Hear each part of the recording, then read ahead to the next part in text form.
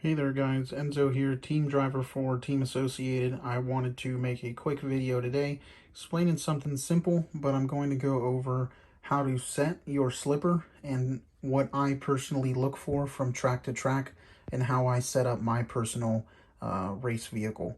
I'm going to be using the Team Associated B6.4 as an example, but most of these changes that I'm going to do on this car will all apply towards any current or most of the two-wheel drive buggies out on the market, and it's something that's also going to be applied to any of you guys that run any of the two-wheel drive truck classes like stadium truck and short course.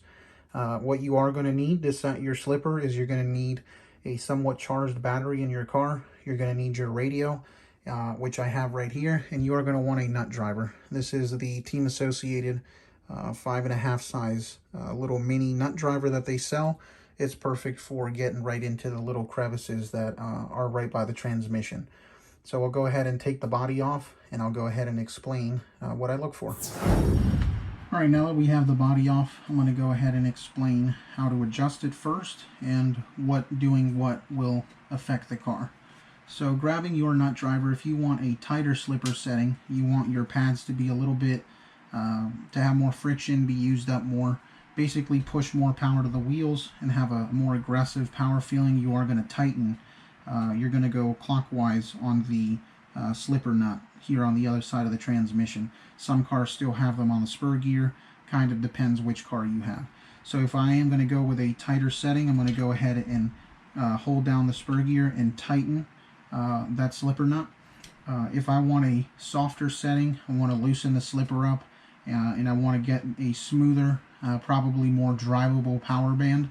If you are running the mod classes, you're going to go ahead and loosen counterclockwise the slipper nut on your car.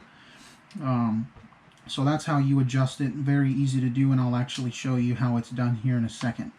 Now I wanted to talk a little bit about how, not really how, but what I look for when I adjust my slipper. So I run all mod classes. I've always ran modified off-road, and I'll run modified two-wheel drive, mod four-wheel, and then when I do run a truck class, either a mod stadium truck or mod two-wheel drive short course. So I've always ran mods. So if you guys are running spec, for the most part, when you adjust a slipper, you are going to want to go pretty close to lockdown and slowly work your way out and back it out to where you do have enough punch, but not to where it's hard to drive. I've seen the debate before on running a slipper eliminator versus slipper and stock, and I think with today's power, a lot of today's tracks, it is better to run a lockdown or very tight slipper, just because it still gives you a little bit of give. So that's my take on slipper setup for stock. In mod classes, depending on what track I'm at, what conditions we're on, and if it's big or not, normally I set my car to where the front of the car just comes off the ground, or for the most part the arms will go to full droop and get very light at the front of the car, but it never actually skips off the ground as you see in some videos. I think that's very track dependent and driving style dependent. Personally, for my driving style, for most of the tracks that I go to, which are medium to big tracks, pretty high grip, I like to set it to where the front end gets light, the nose will just basically pitch itself high, and the arms will go to full droop, and every blip that I give it, the car will kind of just rise up and stay at this position. If I'm on a smaller track, maybe there's a few big jumps out of corners where you need that rip to get over them, then I'll set it to where the nose will come up about an inch and will jump off a little bit on like more of the traditional slipper settings.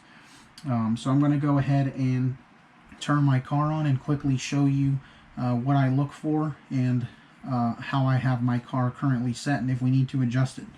So let's go ahead and plug it in. Radio is on, so we'll go ahead and try it.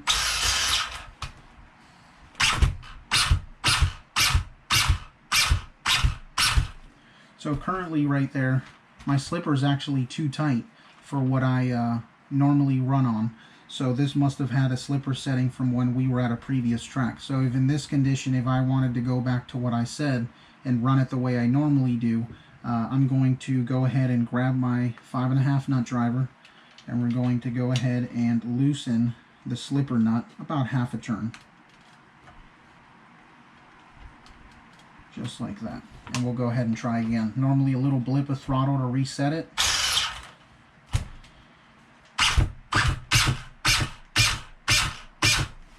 And as you guys saw right there, it jumped initially, but once the slipper setting kind of took over, you saw that the front end was just rising. It wasn't coming off the ground, but it was just rising.